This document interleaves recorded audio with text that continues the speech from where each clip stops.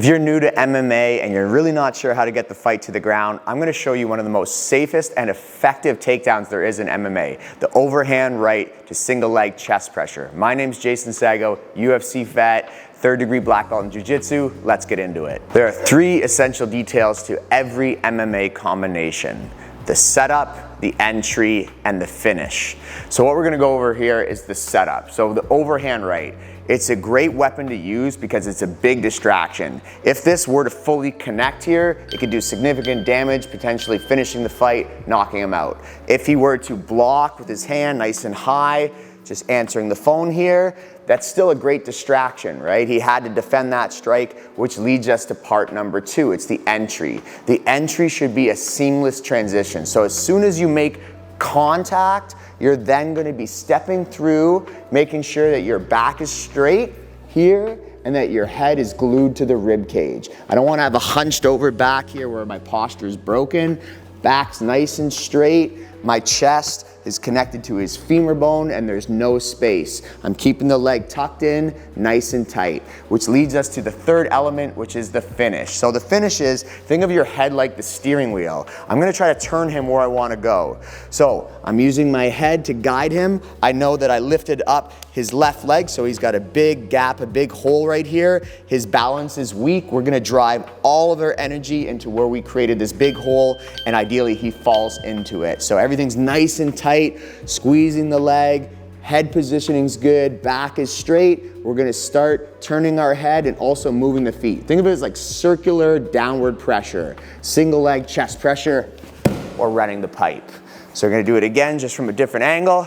Let's talk about the setup. It's that overhand right. I don't care whether he blocks it or connects. The point is that you're setting it up to close the distance and get in. I throw that overhand right, watch this trail leg as I'm stepping, boom. I'm coming in and immediately, as soon as I make contact, whether he blocks or it connects, I'm seamlessly transitioning down right away, connecting my hand, securing the leg. And now that we're here in the entry, we're gonna go for the finish. Circular downward pressure, step, step, step, step. You can think of it as like squat pressure, using the power of your legs and squatting down. So again, I'll show from a different angle, just from here.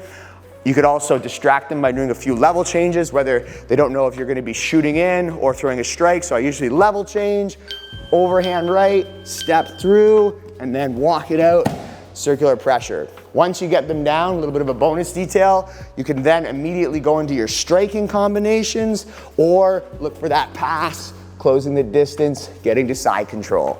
So I'll do one more, regular speed, boom, boom, boom, boom, boom.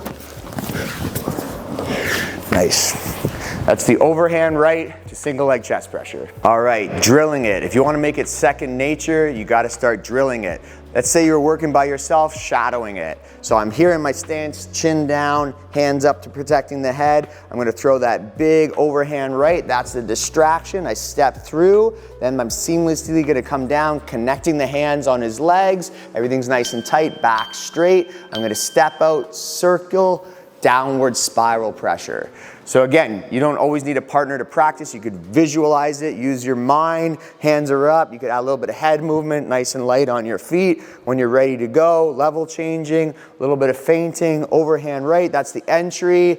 Boom, closing it, setting it up, finishing it with the single leg chest pressure. If you're working with a training partner, first time doing the drill, start nice and slow. So we're gonna go static. So I just make sure everything's correct in terms of my posture, my distance management, my technique. Hands up, chin down. I throw that strike. They're gonna block it here. I'm stepping through, making sure my foot's not on the inside, make sure that foot's on the outside, changing my level, head goes in nice and tight. I pick up the leg, secure it, stepping to the outside, pressure down. And then once you get more comfortable, you could add a little bit more dynamic movement, meaning your partner is gonna be moving, I'm gonna be moving. So as we're moving around here, he might even be throwing some jabs at you. You're just gonna parry them out of the way, moving around, and then look to set up your overhand. Like level change, boom. And then we enter, pressure, add the ground and pound, boom, boom, step, pass. So there's different ways. You could shadow it. That's the level 1 where you don't got a training partner. 2, start static with your training partner. It's a little bit easier to get into. And 3 is the dynamic movement with a little bit of resistance to drill it out. The MMA overhand right to single leg chest pressure is a foundational technique that every MMA athlete should have in their arsenal. If you guys want to see more of these videos, hit that like button, share, subscribe. Let me know what videos you want to see more of. Do you want to see more of the striking videos, the grappling videos, the combination of both for MMA or pure jiu-jitsu videos? Let me know. Leave a comment. I'd be happy to help you guys out. Thanks for watching. Check out this next video to help you in your MMA journey. My name's Jasonsaggo, former UFC vet. I'm here to show you, if you're new to MMA and you're not sure how to get the fight to your ground,